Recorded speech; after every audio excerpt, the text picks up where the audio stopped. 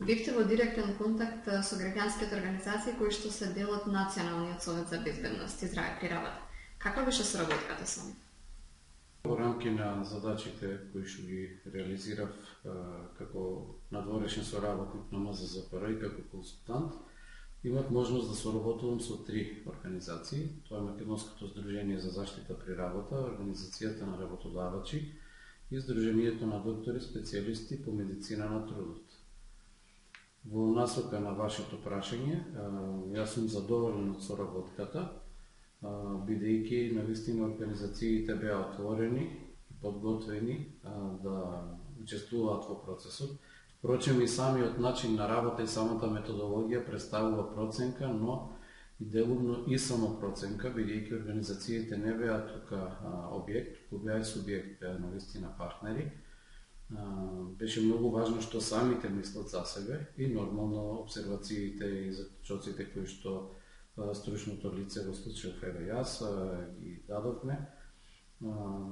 Значи, соработката беше предуслов за да ја спроведеме оваа работа успешно, а ја спроведовме и затоа мислам дека, иако се може нели да биде подобро, имавме навистина добра и успешна соработка.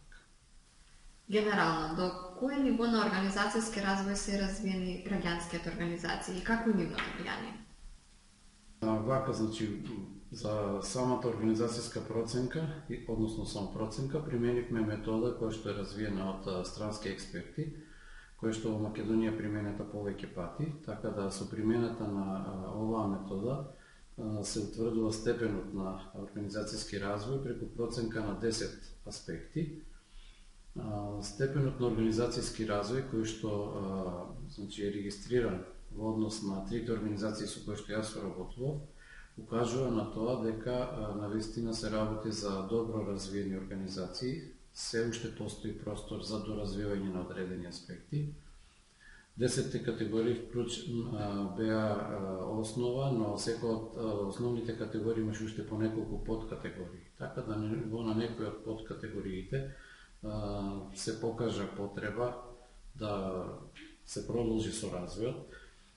И всушност секоја реална проценка дава резултати кои што се реални, а во реалноста знаеме дека не постои идеална организација.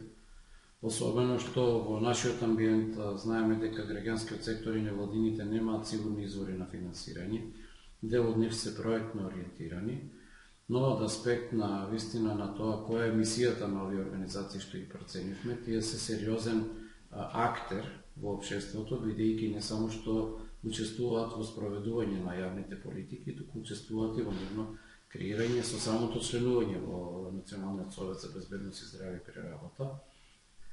Тие се консултирани кога се креираат политики, препознаени се од останатите значи, фактори, како што се институции, па и некои други организации, како навистина силни организации. Еве, случајот со Македонското здружение е дека веќе и на регионално ниво станува силен фактор на обединување на граѓанскиот сектор околу идејата за безбедност и здраве при работа. Така да, еве во таа насока, сум задоволен од констатираното, навистина тоа што членуваат во оваа институција, тие се навистина способни и компетентни да учествуваат и пак ќе кажам, се уште постои простор за подобрување во одредени сегменти. Долго време сте вклучени некако во невладиниот сектор. Кој е вашето мислење? Колку граѓанските организации имаат моќ во процесот на донесување на одлуки, во процесот на креирање на политики? И како да се создаде едно силно граѓанско движење? Добро, граѓанските организации, граѓанскиот сектор не можеме да го гледаме како, за жал, како еден хомоген сектор, сепак постои висок степен на хетерогеност.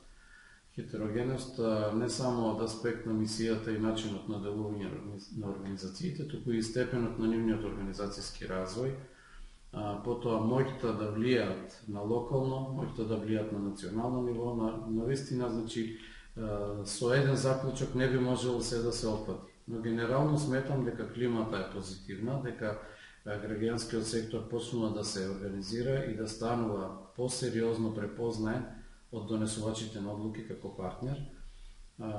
пак ќе кажам, дел од граѓанскиот сектор, барем согласно оно што е достапно за мене како информација, се вклучуваат во процеси. И тоа се вклучуваат не само во идентификација на проблеми и приоритети кои што се карактеристични за граѓаните, затоа што таа перспектива од секој пат постои. На еден начин гледа власта, на еден начин политиката, а на друг начин нештата ги доживуваат граѓаните. Граѓанскиот сектор, невладините организации се форма граѓаните да се здружат и да направат влијание.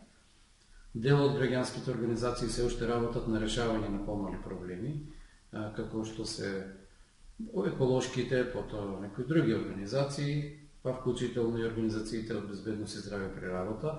Дел се занимаваат со креирање на политики, дел даваат и испорачуваат одредени услуги, но секако она што според мене недостига е може еден заеднички пристап, значи не само стратегија за делување на самите организации, туку можеби целиот сектор треба да направи некоја стратегија и план за акција, да дефинира некои заеднички цели, едноставно да се потруди нивната улога во општеството да биде малце подобро препознаена, а и да бидат малце поинтензивно вклучени.